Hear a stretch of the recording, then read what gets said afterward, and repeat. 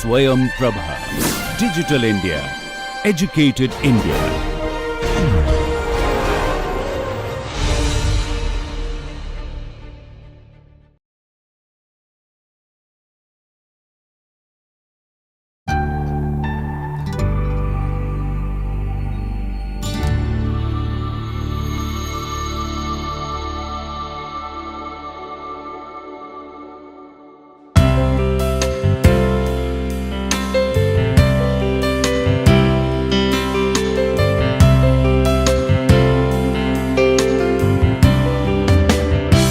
Namaste, hello everyone. Welcome to the NPTEL course Role of Craft and Technology in Interior Architecture. We are going to discuss module number 17 today, where we will visually see some case studies focusing on the building crafts of Gujarat. So, we will be talking about space making crafts in interior architecture, and we will see a visual repository that highlights some cases from Gujarat, and towards the end we will see some references. So like I said, it's a visual repository, and we have been talking about building crafts and role of craft and technology in interior architecture. What are space making elements, what are space making crafts, and how do we try to establish interrelationships between them. And we have already seen also the classification of different kinds of elements, what are the structural elements and what are the surface level elements, what are furniture elements. We also try to understand craft in terms of structural crafts and non-structural crafts. So right now I am not really going to discuss everything in detail, but we will be just visually seeing the case studies and the examples that have been put here from Gujarat, and few of them we already saw in few previous lectures. And we are going to see more glimpses from Gujarat, and there would be few repetitions, but because they are significant examples, they have been put here. So here again we see the space making crafts, the building crafts or space making crafts, and different examples which are very famous for timeless architecture, and how we see different kinds of building crafts integrated within. So this is the Adalat Stepwell, Ahmedabad. This is from the mosque in Chapaner. Here again we see one mosque in Ahmedabad, more mosques, the temple, Somnath temple here. We see more temples here, the very famous Sun temple at Modhera. So if we see them, so the build form itself is so fascinating, and the structural aspect has been taken care of. And the stone craft, the material stone and also the craft that we see associated with it, the stone carving here precisely, that enhances the space, and stone as a material is used for creating that space, plus the building crafts which are interlinked to the making of the built form also create that timelessness to the structure, and there is this ornamentation that gets added up, and then there is a lot of aesthetics which is involved. So all over here we see this elaborate detailing which takes care of the structure here, as well as it's very aesthetical, and it celebrates the ingenious craftsmanship that we have been seeing throughout history, and these are very historically significant examples, and here the work is more prominent and it's more exquisite. Of course now in contemporary times the expressions are different, but there is definitely a transition in the way the craft is done, but there is still a celebration and realization of the building crafts which are involved in the making of the space. We see some more examples here of the interior elements, and here we see the furniture, this built-in furniture over here. So we see the traditional furniture, we see some colonial furniture, and we see some contemporary furniture. These have been classified again as per the research which went in this book, The Stone Buildings of Gujarat. And here of course we see some traditional elements from this mosque in Dholka in Gujarat. Then there are also wall finishes, there is an element of calligraphy involved, there are different kinds of textures that have been put on wall.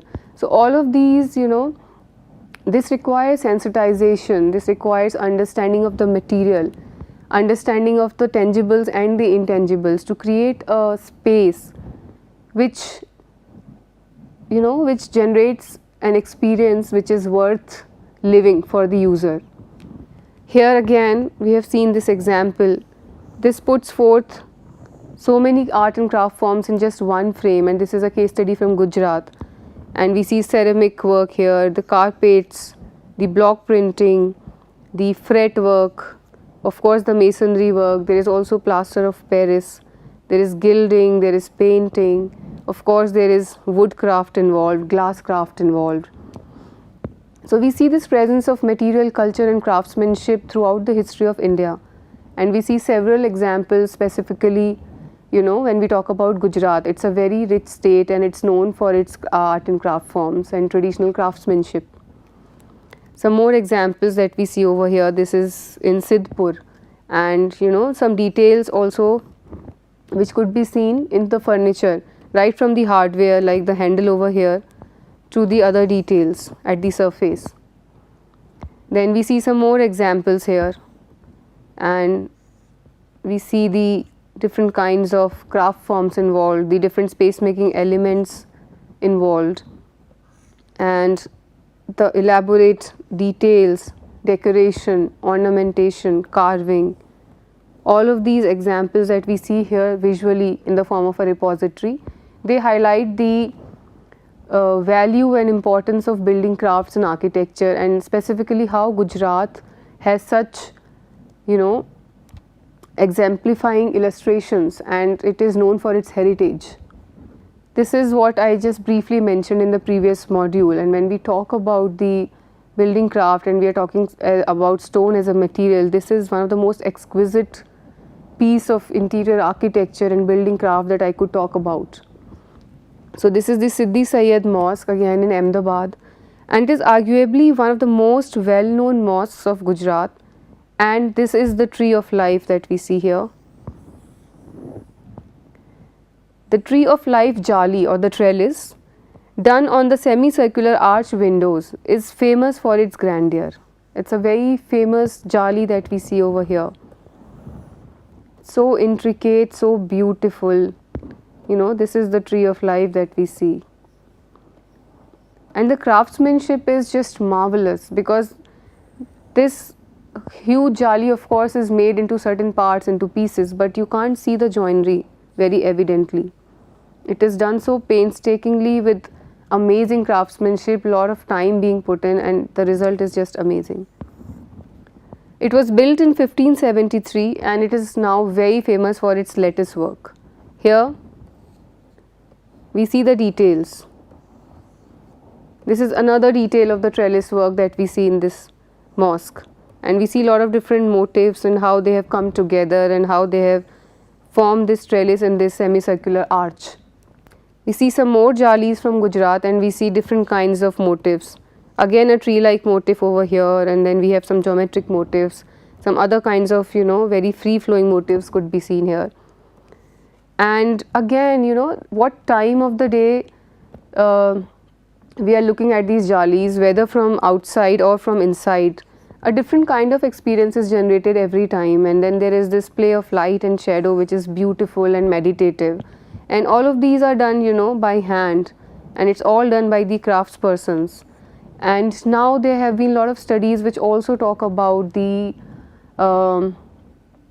contribution of jalis in the climate responsiveness of the buildings, which was of course established as a passive design feature earlier, but now because we talk about a lot of simulations, a lot of building energy efficiency models, there has been a calculation about how the mass and void ratio within these jalis actually contribute to the climate responsiveness of the buildings, and how they make the buildings work as the moderator of the immediate environment, and what kind of wind effects does these jali bring in, what kind of light and shadow effects do these jalis bring in. So those kinds of researches also have happened.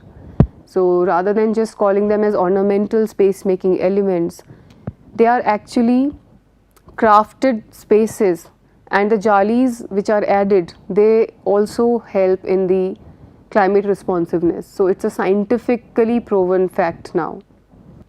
Some more examples. Here we see this elaborate jali, of course, with the entire frame and the structure, and we see the different kinds of modules again over here. This is a different kind of module, and here again some ornamentation and detailing part. We'll see some more examples very visually. So there are arches that we see in different case studies from Gujarat, and we were talking about these space making elements in the previous module and before that also. And here again, this is an arched entrance and it adds so much monumentality over here. So what is the scale of the arch and where is it placed also makes a difference, and what is the making involved and how many parts it is done, all those details. So it's not just a small decorative element anymore, but there is also a proper science, how it is made, where it is placed, what does the proportion and scale do to the space, what is the experience created. Again talking about more arches, some more details. This is the making and the joinery detail over here that we see. We see some balconies, very elaborate and exquisite balconies that we see, and we see this very richly carved and decorated bracket, which is of course serving the structure, but there are also these bands and these decorative elements that we see over here, and there is a lot of detailing. So all of these historical examples are very timeless, and each panel or each piece, the way it is carved and way it has been assembled, it's a very exquisite example of building craft. We see some more details over here. The joining details, the making detail, the assembly detail. Now some beams that we see. We see a lot of examples here. So of course the times have changed, the construction technology has changed, not enough space is available, maybe such huge heavy materials are not required, and there is no denying that the change has to happen. The only thing that we are discussing through this course is that how to understand these systems of making and how to understand the interrelationship between the craft and interior architecture. And of course there are a lot of contemporary designers and architects who are also doing it. We saw the Uday Vilas example in the last module, and we are going to see a lot of contemporary expressions and a lot of contemporary interventions which are going to come up in the subsequent modules also.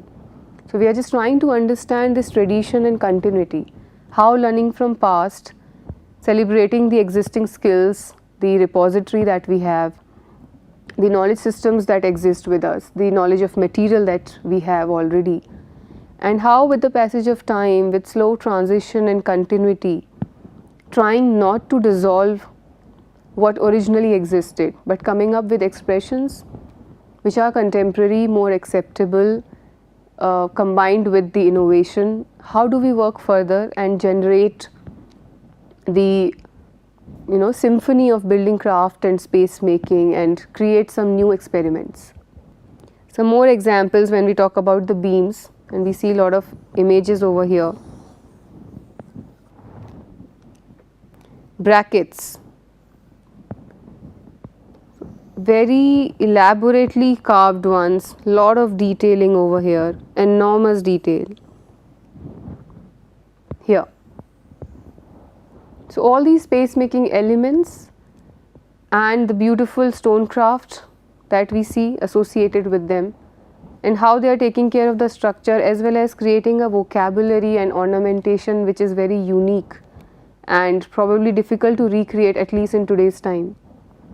Then we see a lot of ceilings, very interesting ceilings. When we see a lot of case studies from Gujarat, we see very elaborate ceilings and a lot of patterns and motifs and details over there. So this is one ceiling in the Dholka mosque. Again we see the fractal geometry and the enormous detail it has. Constructing it of course is not less than a science, how to put it in place together. So it's not just ornamentation, but of course a lot more than that. And yes, ornamentation, the added layer of ornamentation does magic. It does look very aesthetic. Here we see again, this is the ceiling at Mahavira temple. This is the good mandapa at the Mahavira temple, and here also we see this enormous detail in the ceiling. Another temple, and we see the ceiling over here. And this is the ceiling detail of Mukh Mandapa in the temple at Abu. Just look at the details. Some more ceilings and some really beautiful ones. So here again we see the Rang Mandapa from the temple in Abu, and just look at the ceiling, it's just pure magic. The details, the carving, the building craft that is involved in the making of it. More examples. This is again the ceiling of the Mukh Mandapa of a temple, the Parshvanath temple. So there is the creation of this 3D effect and the volume, the depth that we see, the details that are extruded and which are, you know, highlighted. So again there are principles of making which highlight things. There is sometimes a flat surface, but there is an optical illusion. The way it is given a depth, it appears to be 3D. So like if there is a lotus motif, we will see the same motif in different space making elements at different scales and at different placements, and it gives a very different effect altogether. It's no more a flat lotus, but sometimes it is bulbous, it extrudes out, it creates a 3D effect to it. Some more ceilings we see here. Again here, this example from Dholka. This one, again a very elaborate ceiling design. Here as well. We see the columns, different columns from Gujarat, and here. So there is a lot of detailing on the column base and specifically the capital, and here we see the lot of detailing. Somewhere here, you know, these are the zoom in pictures and maybe the context is missing for you, but yeah, these are the elaborate designs and carvings that we see on the columns. This one over here, some very recognizable motifs that have a lot of stories behind them. More examples of columns. Here we are talking about the capital. This one. So just see, it's not here only, you know, only the base and the capital is not elaborate, but the entire shaft and from top to bottom, it's a very exquisitely designed column. So we have all different kinds of examples that we come across. Then going through the more examples, coping. Can we just look at these elaborate coping designs? Very intricate and very, you know, nicely handmade and adding to the entire built form, accentuating it, enhancing it. More examples. Now we are going to talk about the doors. So again, breaking the build form in terms of space making elements and the kind of crafts which are integrated within them. So that's what we are trying to understand throughout the subject and throughout the entire intention of, you know, taking a course like this, and specifically through some modules like this one when we are focusing on case studies from Gujarat. Mihrab. So when we see the mihrab in the mosques, again they were very important elements and which have highlighted the building crafts quite intricately. We see over here lot of detailing. Here as well, very intricate, quite detailed out. So we see all these examples, and right now it's just so satisfying to only go through them visually, because trying to understand the further details, I think it's a very less time that we have. But of course through different modules we will also see some construction part, like few of the plates we saw in the previous module itself, where we were also trying to see the construction details. The plinth. threshold and plinth. The minarets that we see in a lot of mosques, they also form a very important element. They are basically also like landmarks which are seen from far off, and to create a sort of a cone of vision and to put them as highlights with beautiful details is also a good idea. Some more examples that we are seeing visually. So we are talking about the staircases here, and we see different kinds of staircases. This is the mimbar, and even here this staircase is quite intricately detailed out. See different kinds of carvings and motifs. So that is also seen. Some more examples of the staircase. So this is the case of a spiral staircase. We see some examples here. Also the step wells, the very famous step wells in Gujarat. So there are a lot of details of the staircases there. Taking another small element which creates a very interesting view, the spouts.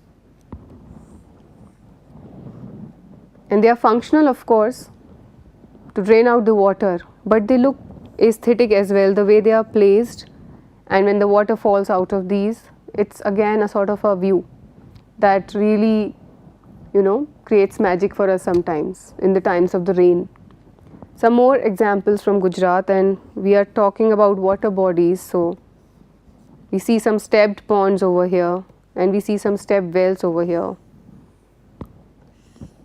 And so much has been written and talked about the step wells, especially in the case of Gujarat. And they are such beautiful examples of building craft. Some more examples here. We see extensive ornamentation, lot of details.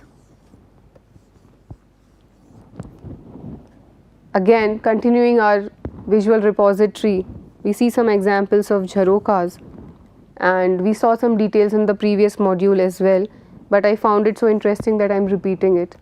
So different kinds of jharokas, different levels of detailing, different scales. So again, within one particular element also we would find a lot of variations. Some more examples of stonecraft, this intricate detail here. Arches, brackets.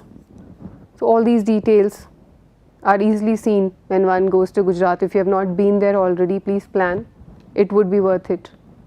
So again we see some drawings from Dholka, and in one of the modules that we are going to cover later, we will be talking about systems of decoding interior architecture, and then we will try to understand the proportion systems, the relation between the section and the elevation, what were the principles of space making.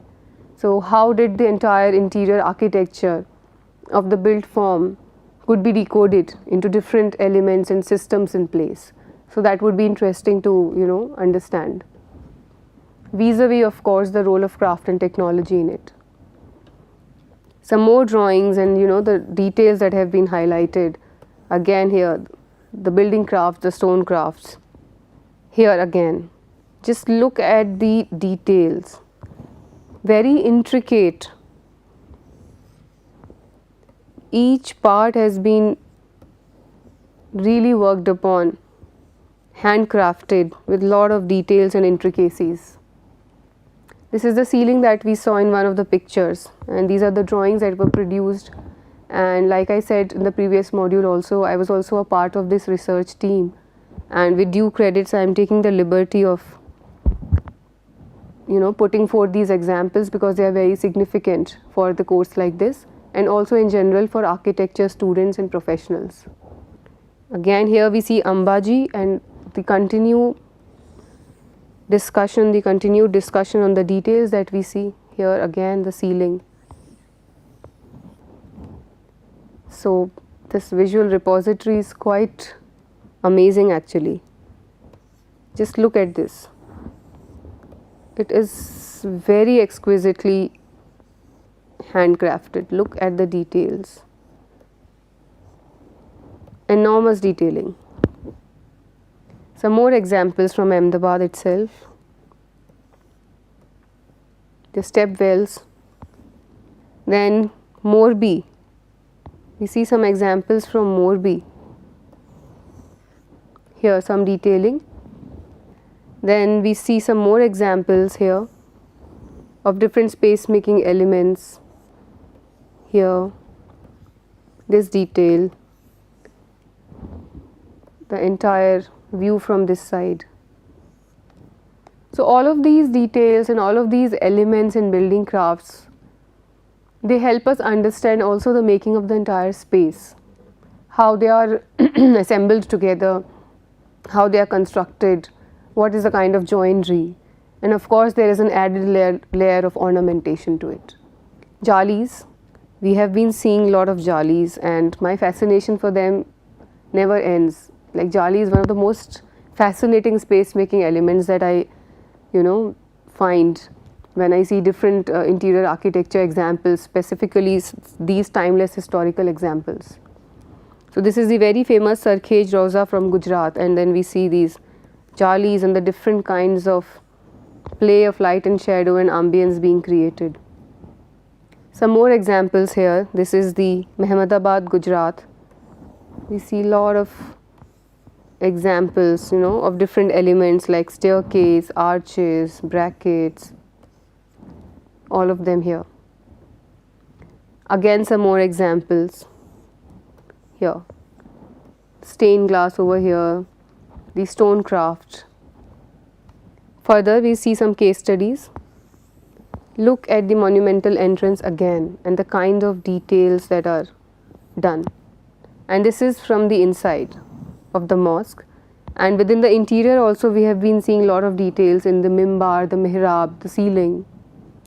Again here we have seen the details of the mimbar in one of the pictures in the great detail. Here we see again lot of trellis designs, lot of modules which have been assembled into this trellis. So there are so many details, even if the one building you spend time there for hours and days and weeks, there is so much to learn about. The principles of making, the skills involved, the kinds of tools, the material culture, the knowledge of the material, the volume that is created, the scales and proportions that have been, put in place. So it's like a field learning mechanism, and this repository itself gives us so many observations. So more examples of the trellis. Further, different kinds of motifs. Here again a different kind of play of light. We see some furniture, the built-in furniture, and here also we see some detailing. So it's functional as well as decorative, and there is also the use of locally available material. There are a few more drawings. So very famous temple in Ambaji, the Kumbhariya Mandir. Here also we see lot of intricate details. The entire shaft, the base, the capital, everything is quite ornate. Some more examples. The Mani Mandir in Morbi.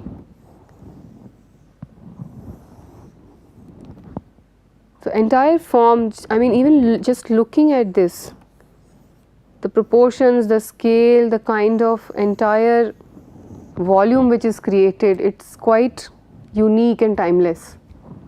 Some more drawings and more details.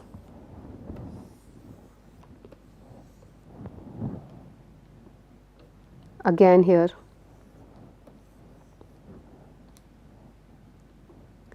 Some pictures. The Hati Singh temple in Ahmedabad. We saw this picture in one of the previous slides, and again I was focusing on the intricate, elaborate details. This is the drawing again which gives lot of details. Here at the entrance itself. So different elements that we see here, and we see the building crafts, stone carving specifically here. Some more details over here. This is from the famous step well in Adalaj. So again, lot of examples, lot of detailing.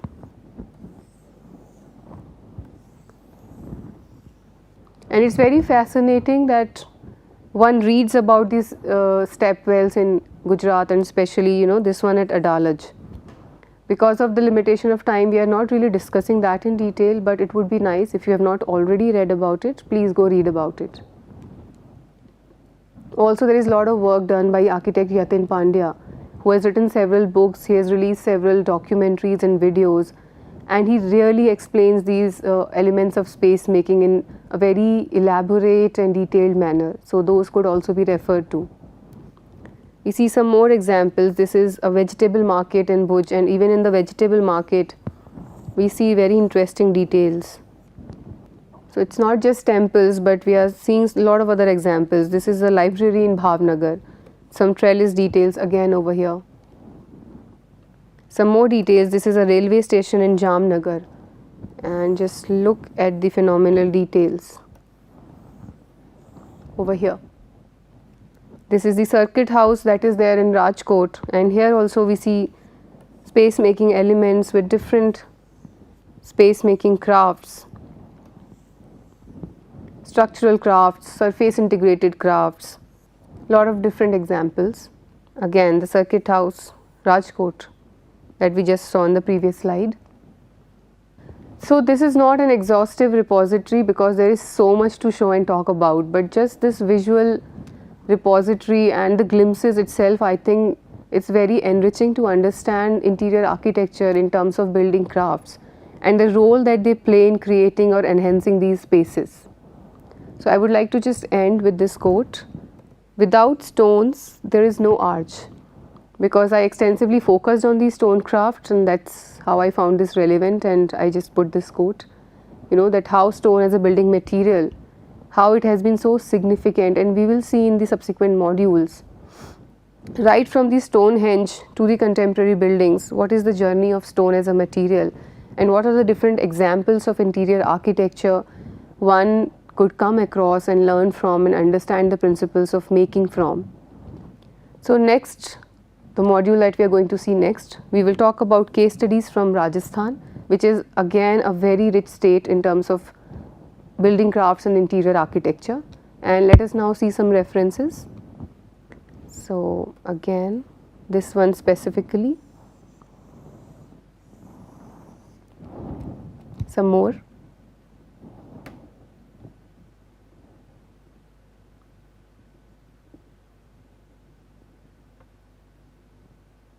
Thank you.